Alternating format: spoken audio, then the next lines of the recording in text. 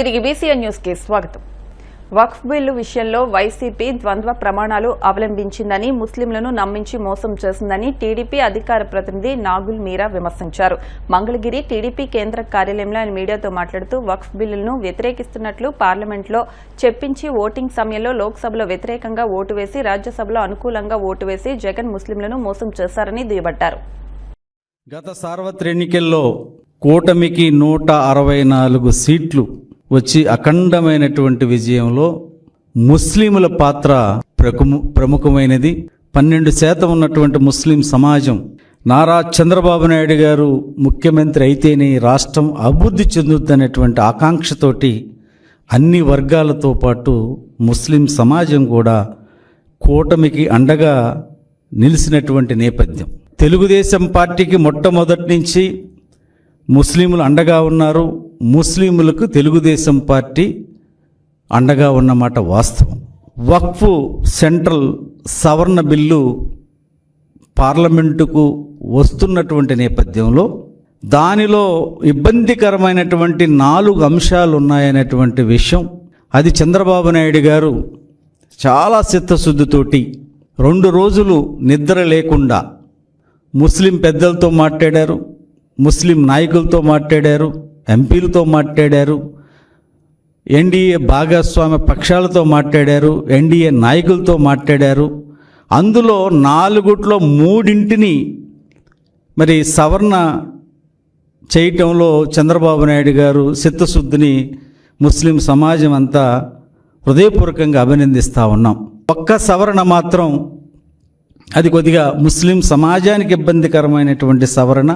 వక్ఫ్ బోర్డులో 22 మంది సభ్యులుంటే అందులో 4 ఎక్స్-అఫీషియా మెంబర్లుగా ముస్లిం ఇతరులు ఉండాలనేటువంటి ఒక సూచన ఉంది. దాన్ని తెలుగుదేశం పార్టీ వద్దు అనేటువంటి అభ్యంతరాన్ని కూడా వ్యక్తం చేసి చివరికి కనీసం ఆ నిబంధనని రాష్ట్ర ప్రభుత్వాలకు వదిలేయండి, రాష్ట్ర ప్రభుత్వాలు ఇష్టానికి వదిలేయండి అని కూడా చంద్రబాబు నాయుడు గారి సూచన మేరకు దాని సూత్రప్రాయంగా కూడా కేంద్రం అంగీకరించడం జరిగింది. ఎందుకంటే అది చాలా అభ్యంతరకరమైన విషయం. ఒక్క విషయం ఈ సందర్భంగా రాష్ట్రంలో ఉన్నటువంటి ముస్లిం సమాజానికి తెలియజేస్తా ఉన్నాను. నారా చంద్రబాబు నాయుడు గారు ముస్లింల మనోభావాలకు ఏ రకమైన ఇబ్బంది వచ్చినా అది ఒప్పుకునేటువంటి తత్వం కలిగినటువంటి వ్యక్తి కాదు. ఈరోజు 100% సెక్యులర్ భావాలు కలిగినటువంటి వ్యక్తి. ఈ రాష్ట్రంలో ముస్లిం సమాజాన్ని అన్ని రంగాల్లో ముందుకు తీసుకురావడంలో ఆనాడు ఎన్టీ రామారావు గారు కానీ చంద్రబాబు నాయుడు గారు కానీ సిద్ధశుద్ధితో పనిచేస్తున్నటువంటి విషయం ముస్లిం సమాజానికి స్పష్టంగా తెలుసు. కాబట్టి ఈ రాష్ట్రంలో ఉన్నటువంటి ముస్లింల మనోభావాలకు వ్యతిరేకంగా ఈ ప్రభుత్వం పోదనేది మాత్రం ఈ సమాజానికి నేను ఇస్తున్నటువంటి హామీ. ఇది చంద్రబాబు నాయుడు గారి తరపున. ఎందుకంటే రాత్రి 3 గంటల వరకు కూడా వారు మాట్లాడారు నాయకులందరితో కూడా. ఈ సందర్భంలో ఇవాళ వైసీపీ దారుణమైనటువంటి పద్ధతులు వ్యవహరిస్తూ ఉంది. ఎంత నీచం అంటే అసలు జగన్మోహన్ రెడ్డికి మనసుందా నేను అడుగుతా ఉన్నాను. అంటే ముస్లిం సమాజాన్ని మభ్యపెడితే అబద్ధాలు చెబితే ఈనేటువంటి పరిస్థితుల్లో ఉన్నారా? అంత చైతన్యవంతంగా లేరని అనుకుంటున్నాడా జగన్మోహన్ రెడ్డి? ఆ రోజు సిఏఏ కానీ, ఎన్ఆర్సీ కానీ, 370 కానీ, ఆర్టికల్ 3 కానీ పార్లమెంట్లో చట్టాలు చేస్తున్నప్పుడు ఏ ఒక్క సవరణ అడిగినటువంటి పాపాన జగన్మోహన్ రెడ్డి పోలేదు. నిర్దాక్షణంగా వాళ్ళ ఎంపీలకు విప్పించి ఓట్లు వేయించినటువంటి పెద్ద మనిషి. నిన్న జరిగినటువంటి ఈ ప్రక్రియలో రాజ్యసభలో నువ్వు మద్దతు ఇస్తావు, లోక్సభలో మాత్రం వ్యతిరేకిస్తావు. దీనిని ఏమంటారని నేను అడుగుతా ఉన్నా. ఇంత నీచమైన రాజకీయాలు చేయాల్సినటువంటి అవసరం ఉందా? లోక్సభలో నీ బలం అవసరం లేదు, రాజ్యసభలో బలం అవసరం అనేటువంటి ఉద్దేశంతో ఈరోజు రాజ్యసభలో మద్దతు ఇచ్చినటువంటి నిన్ను ఈ ముస్లిం సమాజం నమ్మే పరిస్థితి లేదు. నీ ప్రభుత్వ హయాంలో బడ్జెట్లో 1000 కోట్లు పేపర్కు చూపించి ₹1 కూడా మైనార్టీ కార్పొరేషన్కి ఇచ్చినటువంటి పాపాన పోలేదు. మా బిడ్డను విదేశాలకు పంపించినటువంటి పాపాన పోలేదు. విజయవాడ నగరంలో హజ్ హౌస్ చంద్రబాబు నాయుడు గారు శంకుస్థాపన చేస్తే ఆ జీవోను కూడా రద్దు చేసిన వ్యక్తి జగన్మోహన్ రెడ్డి.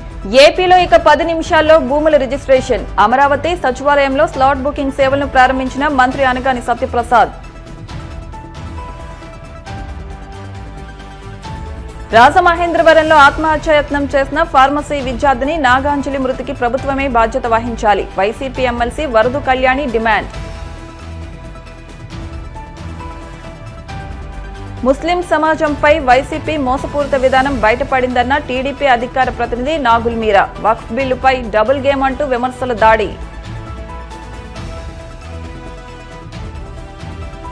గోవింద నామస్మరణతో మారుమోగిన కోనసీమ తిరుమల. వాడపల్లి వెంకన్న దర్శనానికి పోటెత్తిన భక్తజనం. ఈ వార్తలు ఇంతటితో సమాప్తం. మరిన్ని వార్తల కోసం BCN digital YouTube channel, Facebook page ను ఫాలో అవ్వండి. అప్డేట్ వార్తల కోసం ప్లీజ్ సబ్స్క్రైబ్.